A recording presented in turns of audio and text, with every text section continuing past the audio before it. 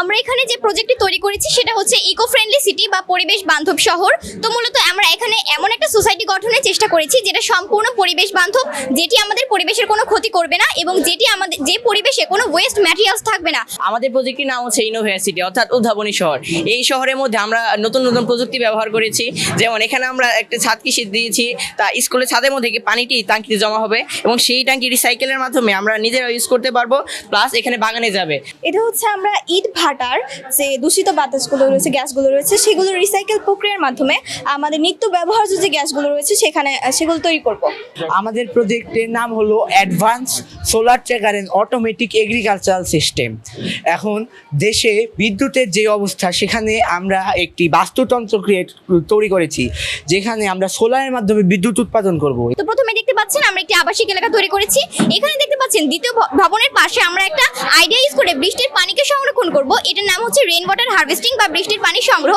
এখানে ছাদের পানি আমাদের পাইপের মাধ্যমে অটো ফিল্টারিং হয়ে ট্যাঙ্কে জমা হবে। এর প্রসেসটা আপনারা এখানে পোস্টারে দেখতে পাচ্ছেন। এই প্রসেসে আমাদের এই রেইন ওয়াটার হারভেস্টিং পদ্ধতিটা হবে।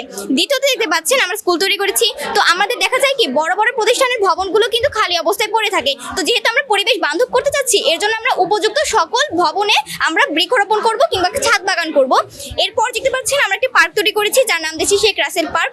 এরপর দেখতে পাচ্ছেন এখানে রোড তৈরি করেছি যেখানে রোড ডিভাইডের মাধ্যমে ল্যাম্পগুলো জ্বলবে। তো এখানে আমরা দেখতে পাচ্ছেন আমাদের পুরো সমাজটা কিন্তু কেবলবিহীন, আসলে কিন্তু কেবলবিহীন নয়। এখানে আমরা কেবলগুলো ভূগর্ভস্থ স্থানে বা মাটির নিচে স্থাপন করেছি, কারণ দেখা যায় কি ওই বৈদ্যুতিক খুঁটি বিভিন্ন কারণে, প্রাকৃতিক দুর্যোগ থেকে শুরু করে অনেক কারণে কিন্তু ক্ষতি হয়ে পড়ে। এই কারণে হচ্ছে আমরা এই ভূগর্ভস্থ স্থানে অত্যন্ত সতর্কতার সঙ্গে স্থাপন করেছি এবং যার প্রসেসটা আমরা এখানে দেখতে পাচ্ছি যে আন্ডারগ্রাউন্ড ইলেকট্রিসিটি কেবল। তো এই প্রসেসে 1, 2, 3 ঢাকায় জমি জিতে নিন 100% ক্যাশব্যাক সহ 20 কোটি টাকার পুরস্কার।